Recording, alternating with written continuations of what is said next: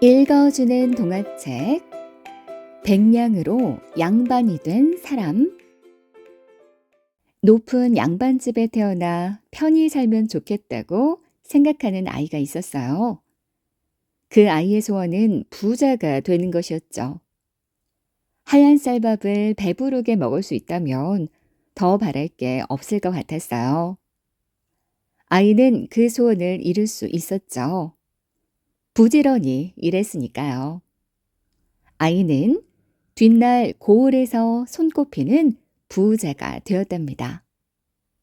그런데 부자에게 새로운 소원이 하나 생겼어요. 양반이 되고 싶었던 거죠. 부자가 된 뒤에도 그를 얕잡아 보는 사람이 많았기 때문이에요. 양반만 된다면 그런 일은 절대로 없을 텐데. 벼슬에 살 수 있다면 얼마나 좋을까요? 서울에 가면 그게 가능할까요? 부자는 곧장 짐을 꾸려 서울로 올라갔어요. 하지만 어떻게 해야 하는지는 알지 못했죠. 부지런히 돌아다녔지만 달라진 것은 하나도 없었어요. 양반은 장에서 살 수 있는 물건이 아니었으니까요. 부자는 돈만 야금야금 축내면서 하루하루를 보냈답니다. 이제 며칠만 더 지나면 돈이 다 떨어져 거지가 될지도 몰랐어요. 부자는 남아있는 돈을 세어보았죠. 꼭 100냥이었어요. 이제 고향으로 돌아갈 수밖에 없게 됐죠. 부자는 100냥의 돈을 짐 속에 잘 챙긴 뒤 고향으로 향했어요. 길은 멀게만 느껴졌죠. 조금밖에 걷지 않았는데도 어느새 날이 저물고 말았어요. 부자는 가까운 집을 찾아갔어요. 아담하고 작은 집이었죠. 그런데 문을 두드리며 주인을 찾아도 내다보는 사람이 없었어요. 부자는 주인의 허락도 없이 집 안에 들어갔답니다. 집 안은 고요했지만 빈집은 아니었어요. 굶주려 야윈 집주인이 돌처럼 앉아 있었으니까요. 여보시오! 부자는 큰 소리로 주인을 불렀어요. 그래도 주인은 돌처럼 꼼짝하지 않았죠.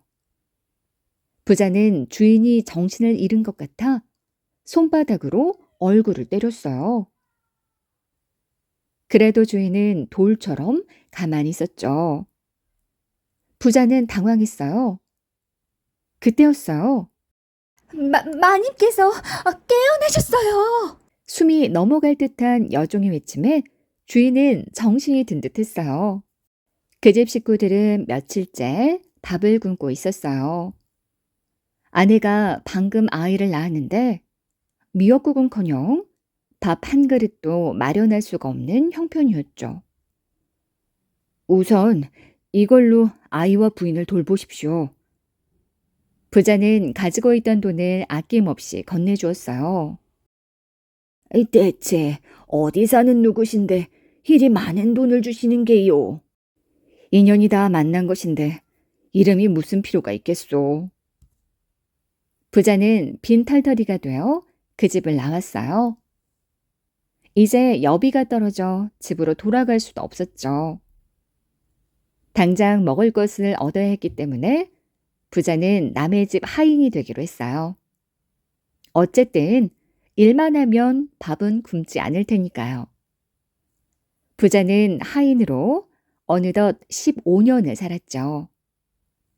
하루는 같이 일을 하던 하인이 이상한 소리를 하는 걸 듣게 되었어요. 글쎄, 이야기 한마디만 잘하면 잔치상을 크게 차려주는 집이 있대요. 그게 정말이라면 오랜만에 맛있는 걸 실컷 먹을 수 있을 거예요. 그는 곧장 잔치상을 차려준다는 집을 찾아 나섰죠. 그 집은 소문으로 듣던 것보다 훨씬 크고 화려했어요. 너무 놀라서 말도 나오지 않을 만큼 좋은 집이었죠.